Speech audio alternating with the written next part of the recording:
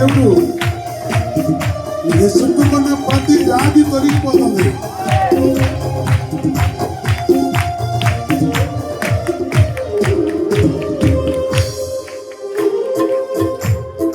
దూతల సమూహముతో స్తుతి గానము చేయగా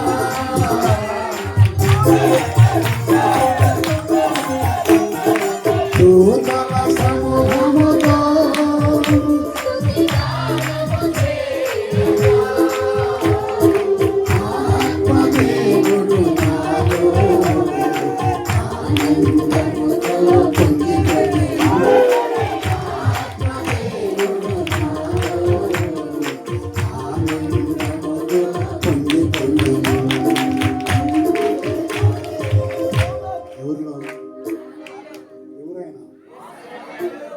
ఎవరు ఆత్మదేవుడు ఎక్కడ ఉంటాడు? ఉంటాడా మనడా? నిజంగా ఉంటాడా?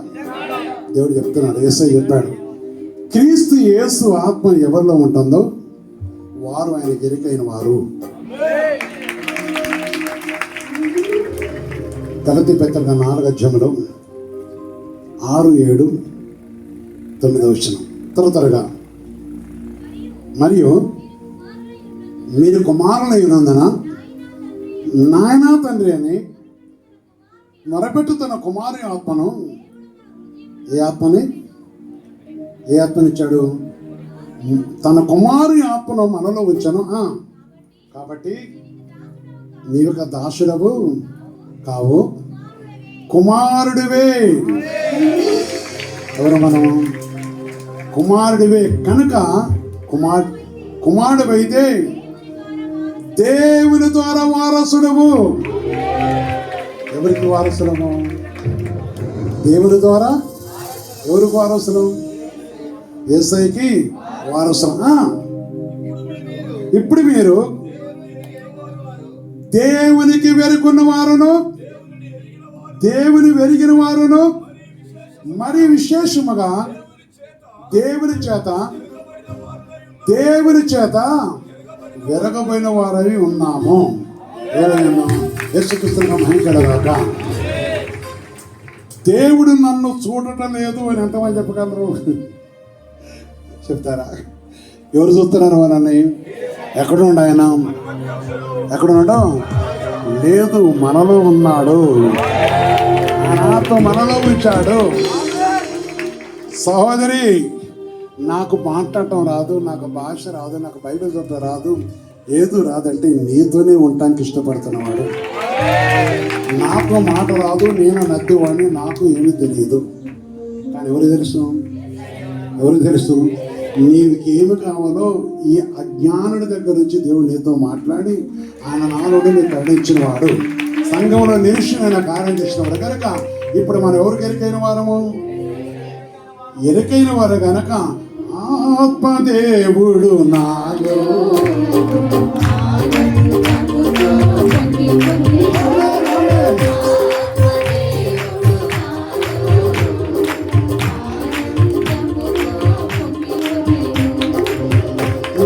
దేవుని రోలపాలు చప్పలు కొట్టు, దెయ్యాలు జరిగిపోతే చప్పలు కొట్టు, దేవుడు భయపడు.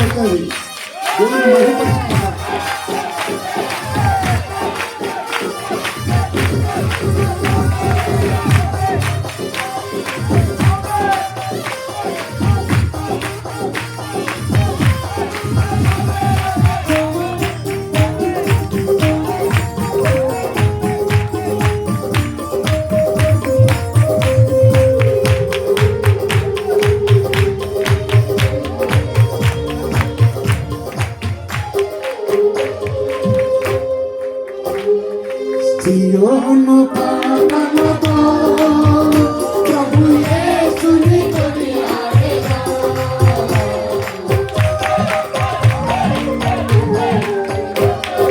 సియోను పట్టణముతో ప్రభు యేసుని కొనియాడేదా.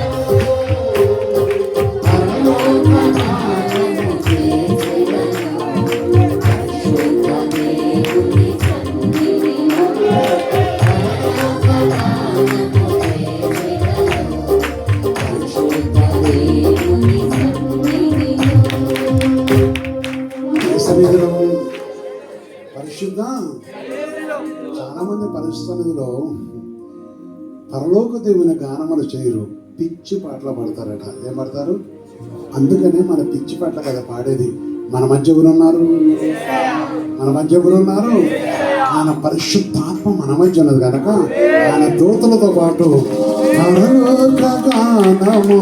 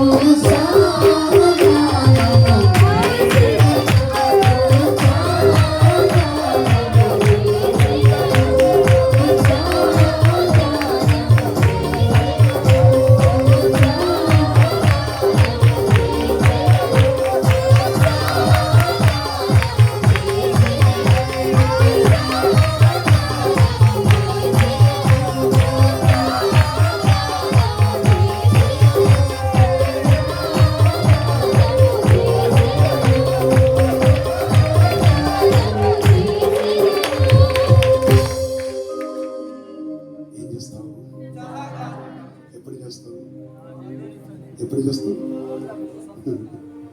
ఇక్కడ చేయటానికే కష్టం, ఇది ఎప్పుడు చేస్తాం? ఎల్లప్పుడూ కూడా దేవుని సన్నిధిలో ఉత్సాహంగా అనొచ్చు. దేవుని వసంత కాలపు కాపుడుత పునరుద్ధరణ జీవితము దేవుని మహిమపరచు. ఎందుకంటే దేవుడు భక్తులు అంటున్నాడు, శత్రువా అతిశయపడకుము. లేఖ గ్రంథము 7వ అధ్యాయంలో చెప్తున్నాడు, నా శత్రువా నా మీద నా మీద అతిశయపడకము, అతిశయింపవద్దు. నేను క్రింద పడినను ఎత్తను తిరిగి లేదును. అందుకని నేను క్రింద పడిన తిరిగి లేదును. నేను అంధకారం మందు కూర్చున్నాను, యెహోవా నాకు